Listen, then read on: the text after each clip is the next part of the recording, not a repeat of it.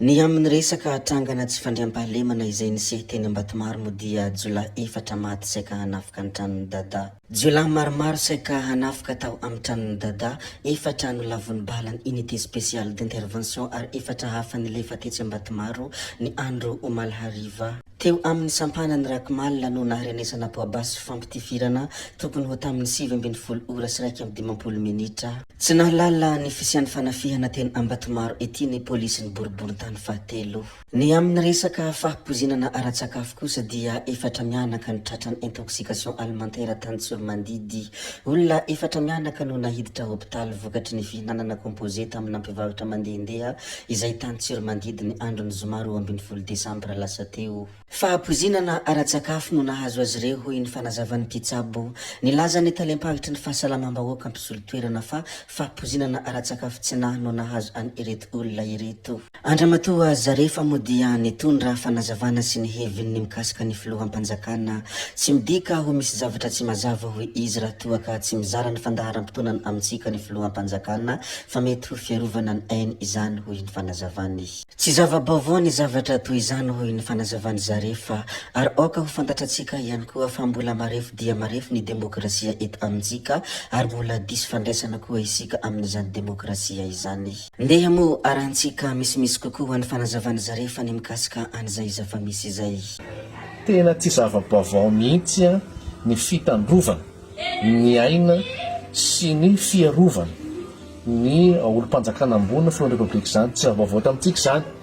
Tsy hoe rehefa tsy milaza ny fandaharam-potoanany amintsika ny filoham-panjakana na ny filohan'ny repoblika na ireo tompo-tandraikitra ambony dia tsy mangarahara izany.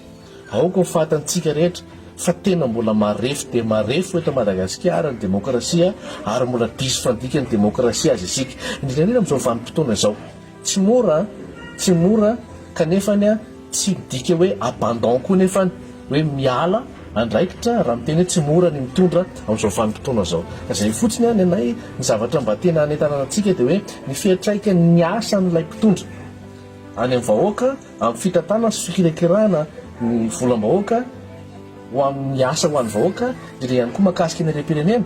Io zao mahakasika ny firenena-kibonitany ora dia atao malalaka ny antso ny olona rehetra izay vonona nanao an'ilay hoe promotion na fampiroboroboana ny fitrandrahana dia miroso any amin'ny fanomezana fahazahoan-dalana hitrandraka ara-dalàna ampidi-bola ho an'ny firenena. Takan'izay ihany koa hoe nisy ireo karazana tamberim-bola tamberina izay tokony nalefa tany amin'ireo collectivité territoriale décentralisée izay nalain'ny fitondrana teo aloha nalefa tany amin'ny foibe dia efa naverina any amin'ny commune izy amin'izao fotoana izao. Zany zao zavatra anankiray zany tena mangarahara zany ary indrindra ilay hoe mahakasika ny fitondram-pahefana izay miroso makany tsikelikely tsika fa apetraka ny lasitra mahakasika an'izany. Zay ngamba niveriko hoe mangarahara fa mahakasika ny ataontsika hoe fomba fiasa io foana dia za veriko izay hoe misy ny fandotona satria veriko fa misy firenena mifanandrina eto amintsika, misy hery mifanandrina eto amintsika. Raha nakany amin'ny andrefana izy dia mipoka an'izany ny atsinanana, raha nakany atsinanana izy dia mipoka an'izany andrefana. Fa ny zava-dehibe amintsika ary tena marina ekentsika izany mahatsapa an'izany ange ny mpitondra hoe misy déficit de confiance eto Madagasikara, misy ataontsika hoe tsy fampitokisana banga ny fampitokisana dia miezaka verina tsikelikely dia miezaka hoe any amin'ny vokatra.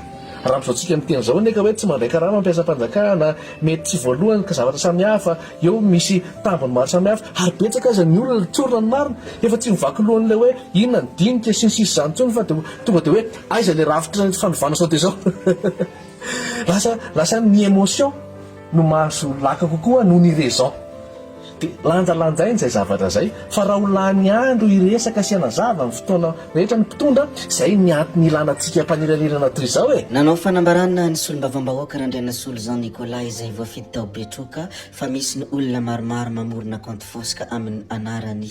Nambarany ihany koa fa tsy manana compte Facebook hafa afa-tsy ilay hafazaza io hoy izy izay efa nampiasaiko nandritra ny 10 taona.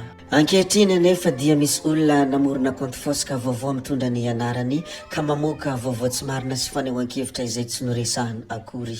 Eo anatrehany ireo zava-drehetra ireo moa dia nilazany hametraka fitoriana eny anivon'ny sampandrara misahana ny cybercriminalité izy olom-bavam-bahoaka Nicolas satria ambarany fa manimba ny endrika sy ny laza misy azy ireo ranty sy vaovao sandoka izay navokany ilay compte fosika io. Ramatoa Fanirisoa Ernaivo ilay ministry ny fitsarana moa dia nisy ny fionana teo amin'ny ministry ny fitsarana sy ny iraky ny firenena mikambana. Ny 13 Desambra 2024 dia nisy ny fionana teo amin'ny pitahiry ny fitomboka sy mpanjakana ministry ny fitsarana Ramatoa Fanirisoa Ernaivo sy ny iraka avy amin'ny firenena mikambana solon-tena manokany sekretera general eo anivon'ny vondrona afrikanina Andriamatoa Parfum. Nifantoka tamin'ny fanohanana avy amin'ny firenena mikambana ny dinika manoloana ireo dingana entina amin'ny fanavoazana any Madagasikara indrindra fa amin'ny ireo mifandreka amin'ny sehatry ny fitsarana. Ny zava-misy any ivelany kosa dia hanangana teleferika faharoa ila Réunion. Hanangana zotra teleferika faharoa amin'ny refraiky 5 kilometatra ila Réunion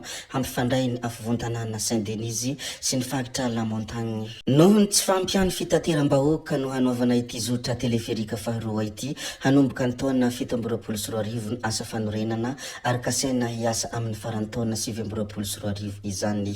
Tompoko vavy sy tompoko lahy, zay ihany koa no namarana ny video antsika koa dia mankasitraka anareo na vitany hainao hatramin'ny farany ary mbola manentana anareo foana ny mbola hanaraka ny video manaraka izay alatsaka hiatony sesisesy zay fa tsy halaviana ny resaka hametra beloma izahay veloma vetivety amin'ny manaraka indray no manao ny misimisy veloma ary tompoko lahy veloma tompoko vavy.